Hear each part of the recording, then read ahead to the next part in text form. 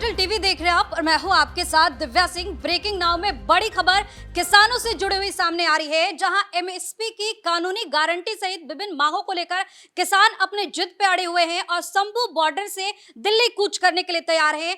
जो बैरिकेडिंग लगाई गई थी वो किसानों ने तोड़ दी है, जिसके बाद पुलिस को सख्ती से पेश आना पड़ा है।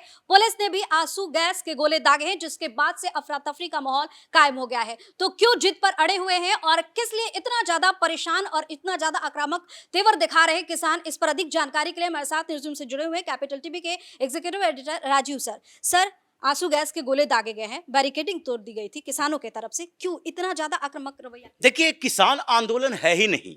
अगर ये किसान आंदोलन होता तो पूरे हिंदुस्तान के किसानों का आंदोलन होता।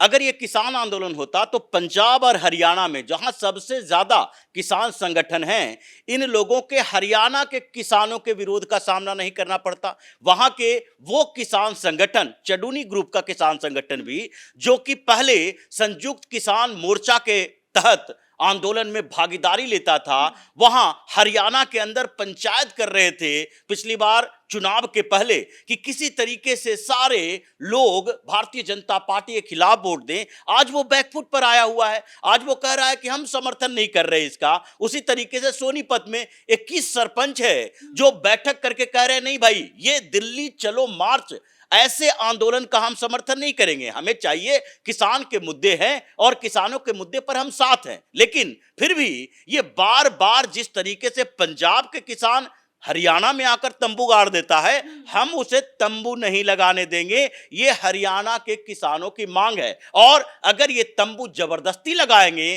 तो हम, पुलिस नहीं, हम लोग मिलकर इसे उखाड़ कर फेंक देंगे, क्योंकि ये अब ज्यादती हो रही है। इन लोगों ने किसानों का नाम बदनाम कर दिया है। जिस तरीके से पंजाब से उठते हैं और दिल्ली की तरफ कूच कर जाते हैं और हरियाणा के बॉर्डर पर जब रोकने की कोशिश की जाती है तो ये वहां हाथापाई करते हैं, बैरिकेडिंग तोड़ते हैं और पुलिस के साथ लड़ाई झगड़ा करने पर उतारू हो जाते हैं। और जब पुलिस इसके बाद सख्ती करती है तो ये पीड़ित बन जाते हैं। इन लोगों ने क्या कहा, ये पंढेर ग्रुप का किसान, ये किसान कहते हैं अपने आप को, पंढेर इसलिए सामने आता है और बार बार प्रेशर बनाने की कोशिश करता है क्योंकि इसका नाम उन किसानों में है जो 15 अगस्त के मौके पर दिल्ली घुस आया था, जो दिल्ली में तिरंगे का अपमान किया था। जिन लोगों के खिलाफ देशद्रोह का आरोप लगा है वो इन्हीं के लोग थे और इसका भी नाम उसमें है शामिल। लेकिन ये पिछले 1.5 सालों से लगातार शंभू बॉर्डर पर, हरियाणा बॉर्डर पर और पंजाब में हंगामा खड़ा किए हुए है। लेकिन हंगामा पंजाब के अंदर भगवंत मान की सरकार से नहीं है, हंगामा ये दिल्ली की सरकार को लेकर है। और जैसे ही चुनाव का समय नजदीक आता है ये वो काम करना शुरू कर देता है। पिछली बार हरियाणा में चुनाव था तो हरियाणा को लेकर इन लोगों ने ऐसा माहौल क्रिएट किया कि हरियाणा के भी सारे किसानों को एकजुट करो और भारतीय जनता पार्टी के खिलाफ विरोध करो। क्योंकि आप देखिए, ये पूरे किसान आंदोलन कहा जा रहा है इसको, लेकिन 200-400 लोग अगर गुंडागर्दी पर उतारू हो जाएंगे और उनके संगठन के लोग ही उसका विरोध करेंगे तो इसे किसान आंदोलन नहीं कहा जा सकता। लेकिन दूसरी तरफ क्या हो रहा है, दूसरी तरफ पार्टियों के लेवल पर देखिए पॉलिटिकली कैसे ये मोटिवेटेड किसान आंदोलन है कि हरियाणा के किसान संगठन तो इसका विरोध कर रहे हैं, लेकिन हरियाणा कांग्रेस के नेता इसका सपोर्ट कर रहे हैं। हरियाणा के सांसद हैं जो तख्तियां लेकर खड़े हैं, नहीं नहीं, हम किसानों को हरियाणा से गुजरने देंगे, दिल्ली तक पहुंचने देंगे। दिल्ली तक आकर क्या करोगे? जैसे लोकतंत्र है, डेमोक्रेसी में सबको पीसफुल प्रोटेस्ट करने का अधिकार है अपनी मांग को लेकर, लेकिन पीसफुल प्रोटेस्ट करने का अधिकार आपको क्यों दिया गया है? ताकि इस लोकतांत्रिक व्यवस्था में आप एक प्रेशर ग्रुप क्रिएट कर सके। प्रेशर ग्रुप कैसा होता है?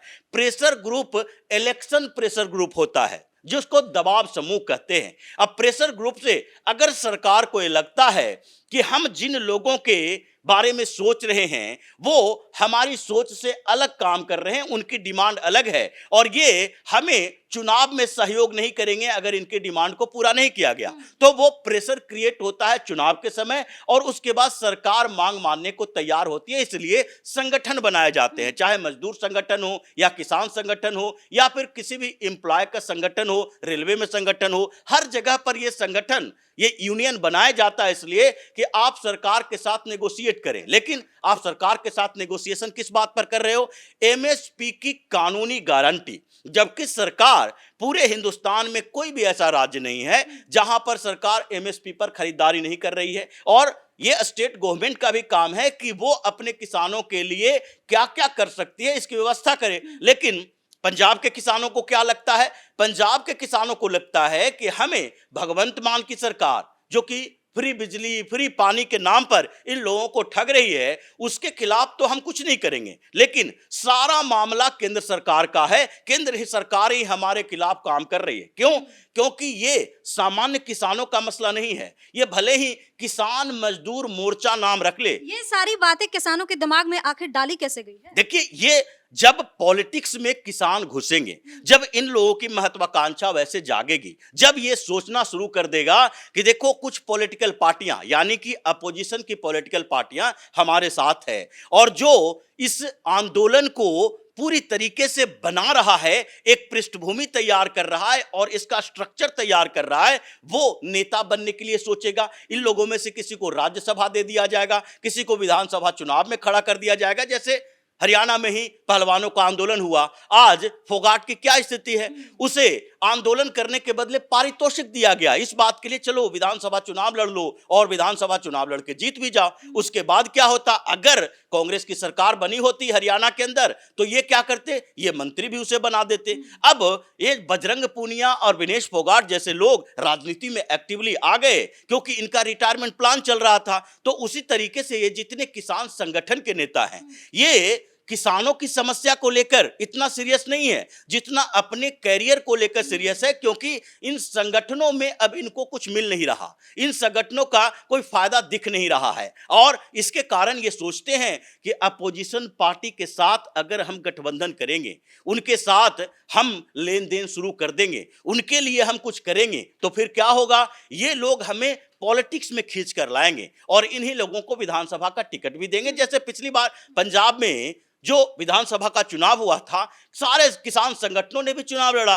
तो जब ये किसी गठबंधन में शामिल नहीं हुए, न तो भारतीय जनता पार्टी या अकाली दल के गठबंधन में, न आम आदमी पार्टी के साथ, न ही कांग्रेस के गठबंधन में, तो ये इंडिपेंडेंटली चुनाव लड़ा। चुनाव लड़ने के बाद स्थिति क्या हुई? इसके बड़े बड़े नेताओं की जमानत जब्त हो गई। तो अब ये लगता है कि हमारे पास वो औकात नहीं है कि हम इंडिपेंडेंटली चुनाव लड़ें और राजनीति में कोई बड़ी भूमिका निभा सके। तो इसलिए इन बड़ी पार्टियों के साथ डील करो, और ये डील पंडेर जैसे लोग करता है। किसान नेता पंडेर का भी बयान सामने आया है, वो कह रहे हैं कि हम बलिदान के लिए तैयार हैं। ये उकसाने की कोशिश की जा रही है क्या बाकी किसान? देखिए, ये बलिदान की तैयारी, किस बात के लिए बलिदान दे रहे हो? कम से कम ये तो बताओ कि तुम्हारी डिमांड जो है उसमें हकीकत क्या है, और कानून किसको कहते हैं? सरकार अगर एमएसपी की गारंटी दे रही है तो उसे क्या लोकसभा में अगर पेश कर दिया जाएगा, एक बिल बना दिया जाएगा, तो बिल बनाने के बाद जितने कानून बने हैं उसका सदुपयोग हो रहा है।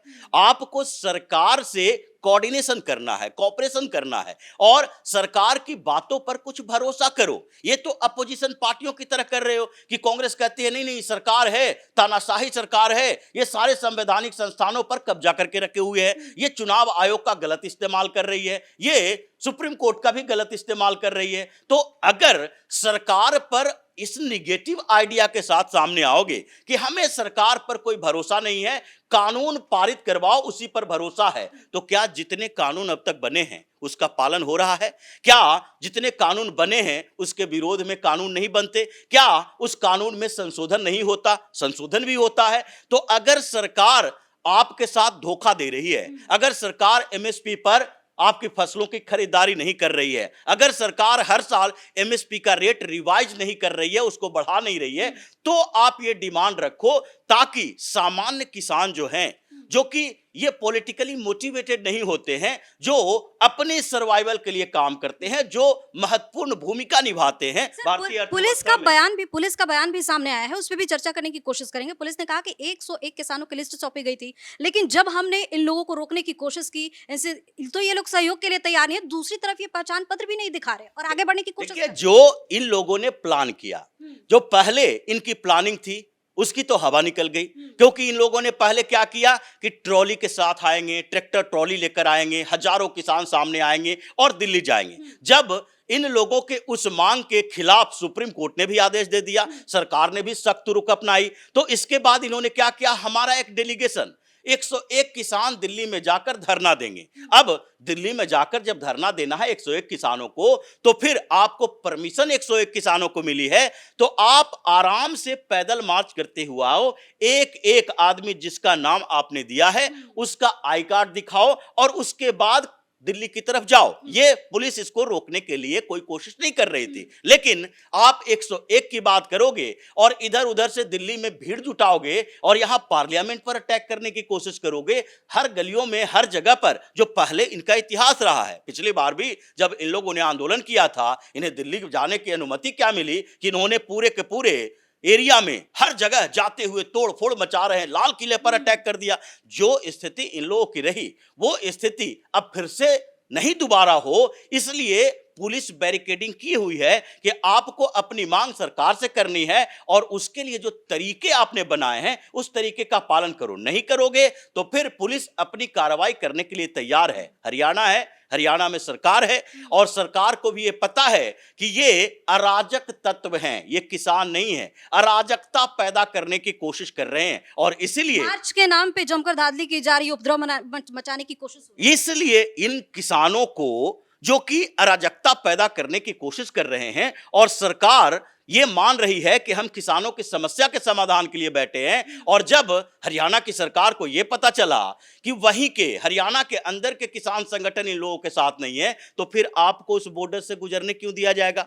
फिर तो वही चलेंगे, आंसू गैस के गोले, पिटाई चुराई और फिर विक्टिम कार्ड खेलो कि 16 लोग पीड़ित हैं, 16 लोगों को घायल कर दिया गया, हॉस्पिटलाइज्ड हैं, तो हम 101 की संख्या जो बताए थे उसमें से तो इतने घट गए, कुछ लोग इलाज करवा रहे हैं, कुछ लोग वापस चले गए पंजाब। तो ये जिस तरीके के डिमांड कर रहा है, ये कांग्रेस प्रायोजित आंदोलन, जिस तरीके से कांग्रेस के सांसद, कांग्रेस के नेता लोकसभा के अंदर हंगामा खड़ा करते हैं, ये तथाकथित किसानों के मुद्दे पर, जो कि ओरिजिनली अगर देखा जाए तो किसान नहीं हैं ये, बल्कि एक उद्योगपति लोग हैं, मंडी के दलाल हैं। तो ऐसे लोगों के साथ ऐसा ही व्यवहार किया जाएगा। अगर आपको लगता है कि आपकी डिमांड सही है तो कर्नाटक से कन्याकुमारी तक, ये साउथ इंडिया से लेके बिहार, यूपी, मध्य प्रदेश, हर जगह के किसानों के साथ आप बैठक करो और फिर ये तैयार करो कि हर जगह के किसानों के अलग अलग समस्या क्या है और फिर एक कॉमन समस्या लेकर सरकार के साथ बातचीत करो। अभी शिवराज सिंह चौहान तैयार है बातचीत करने के लिए, सरकार का प्रतिनिधि मंडल, सरकार का डेलीगेशन, यहां तक कि सुप्रीम कोर्ट ने जो बनाया था इन लोगों से नेगोशिएशन करने के लिए, वो सारे तैयार हैं। तो फिर एक सही मुद्दे के साथ आओ तो आपका स्वागत होगा। अगर आप अराजकता पैदा करने के लिए आओगे तो फिर आपका इस्तेमाल, आपका इलाज भी दंगाइयों की तरह किया जाएगा। यही इस बीच हो रहा है। बहुत बहुत धन्यवाद सर तमाम जानकारी के लिए। तो किसान शंभू बॉर्डर से दिल्ली कूच करने की तैयारी में है और जबरदस्ती आगे बढ़ने की कोशिश कर रहे हैं, जिसके बाद से पुलिस ने भी आंसू गैस के गोले दागे हैं, क्योंकि किसानों के तरफ से बैरिकेडिंग तोड़ दी गई, जिसके बाद पुलिस को मजबूरन ये सारे कदम उठाने पड़े। हालांकि सरकार का साफ तौर पे ये कहना है कि अगर मार्च के नाम पे उपद्रव फैलाने की कोशिश करोगे तो छोड़ा नहीं जाएगा, जितना पॉसिबल होगा उतना सख्ती से पेश आया जाएगा। इस खबरों में फिलहाल के लिए इतना ही। कैमरा पर्सन रवि के साथ मैं दिव्या, नमस्कार।